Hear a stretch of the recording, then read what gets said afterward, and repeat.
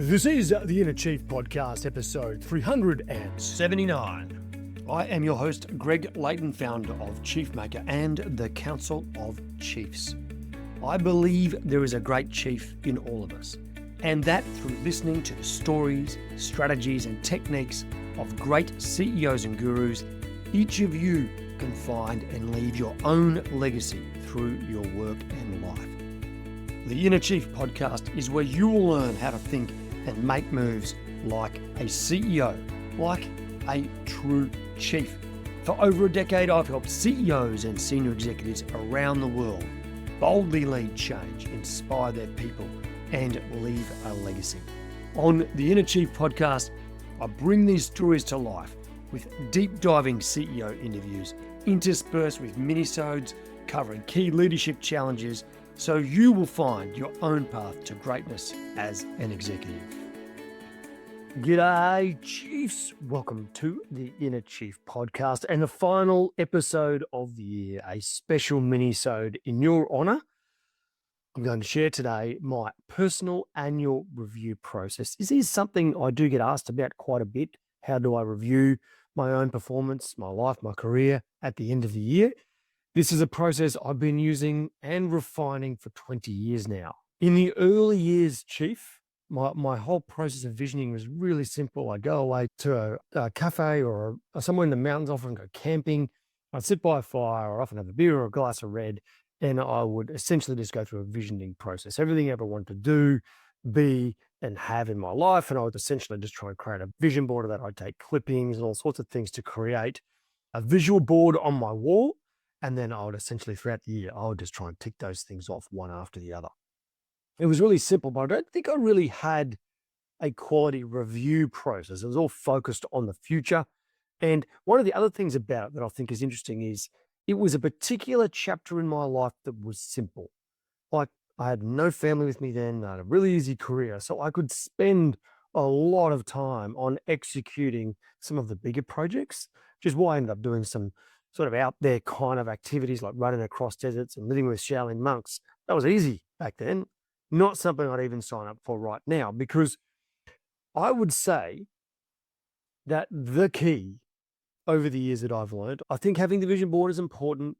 Having a regular check-in process over the year is important.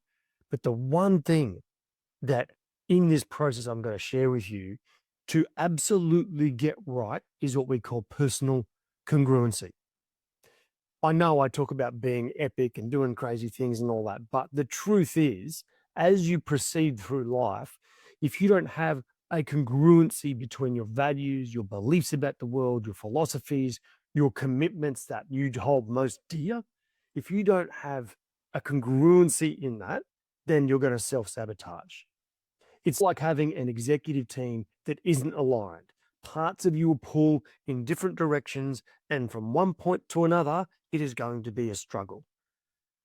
When there's an incongruency to either the content of your vision or the order and the timing, then things start to go wrong, and it's frustrating, it's energy sapping, and it just doesn't get any flow. But when you get it right, and that is the right vision with the right amount of things in the right order, then guess what happens? We get a great amount of flow. You get this incredible momentum in your life, and you just feel like things are going really well for you.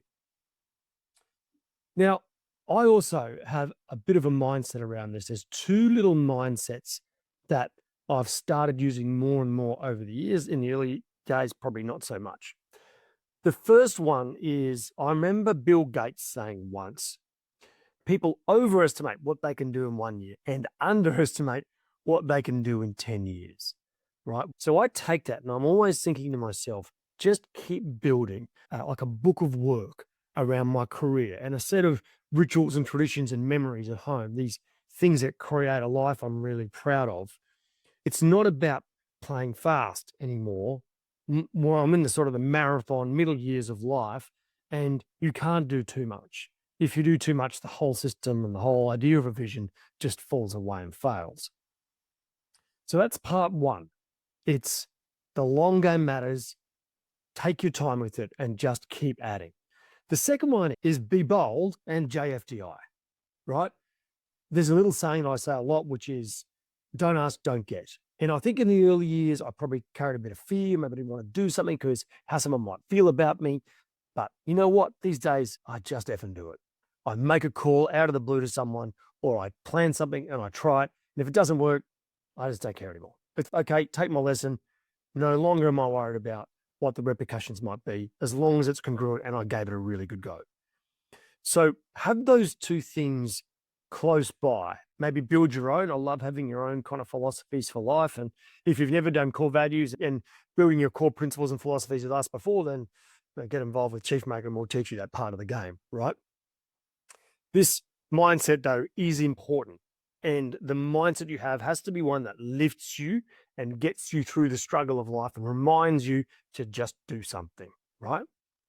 Okay, so that's a bit of the background, some of the mindsets that I have that I bring to this process. The process at a very high level is actually pretty simple. I don't like to overcomplicate this.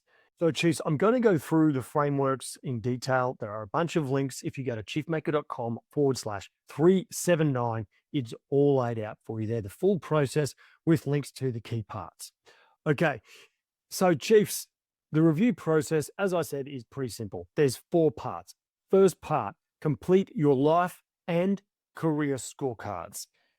Do this lightly, but do it well. We have a life scoreboard. There's a process you can follow. There's a podcast. The link is in the show notes at chiefmaker.com/379. That is essentially creating a scoreboard for the key roles and key desires within your life, the key parts of your life.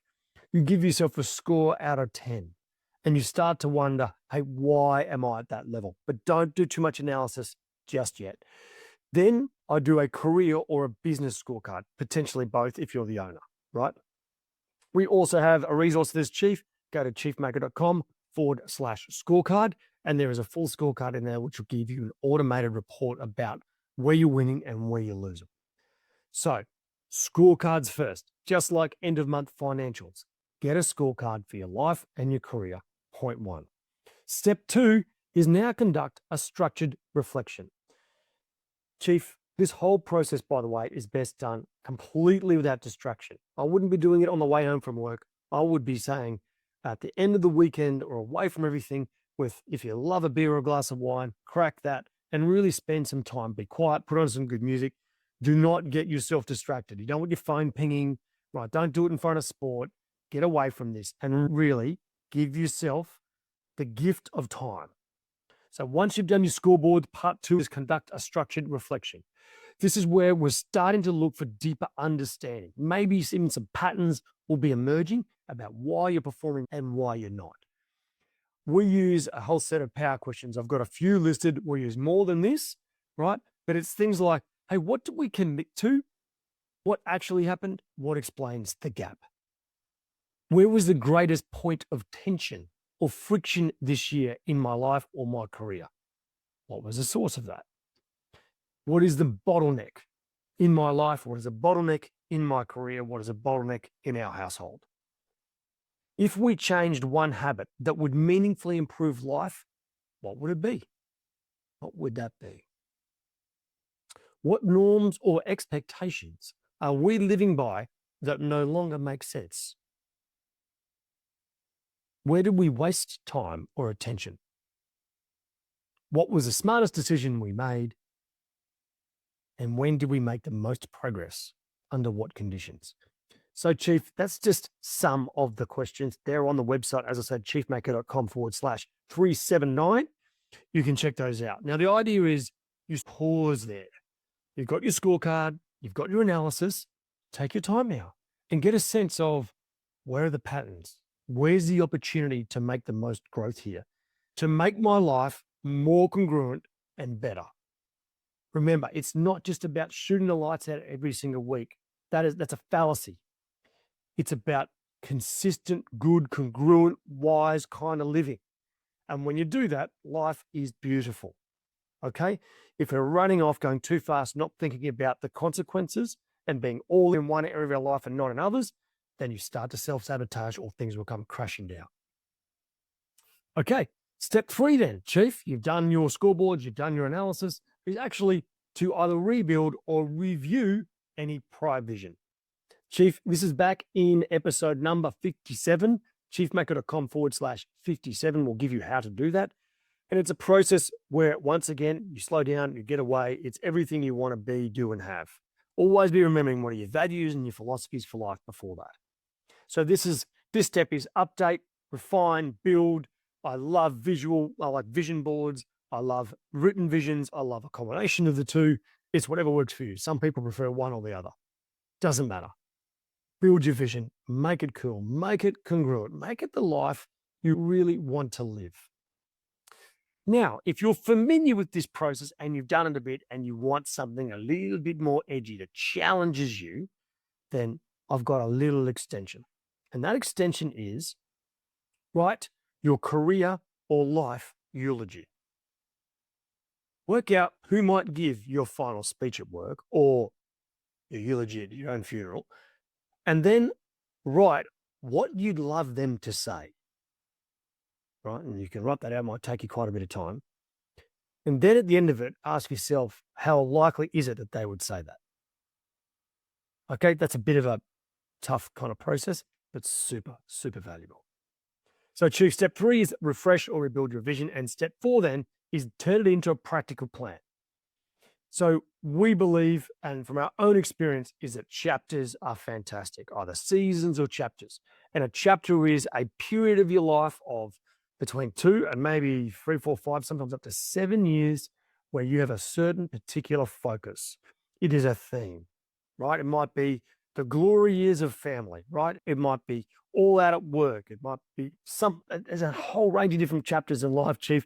And it's about the congruent mix of things at that particular point in your life, right? So the chapter before you have kids go to school will be different to ones when your kids are at school, and they're different again when they leave. Same with maybe where if you're at full-time work or transitioning to part-time work and a series of roles, different chapters, different congruency, different focus, therefore different plan. So Chiefs, build out a bit of a practical plan, because then that will tell you what is your focus in the next 12 months. And when you know what your focus is in the next 12 months, and you can see that there is an achievable, good set of congruent, energizing, awesome kind of activities and projects and things you're going to work on in your life that make you proud of who you are, and you say, that is me, right? And I'm being bold and I'm building something I'm really proud of, then you have a fantastic vision with wonderful chapters approach aligned to it. Okay?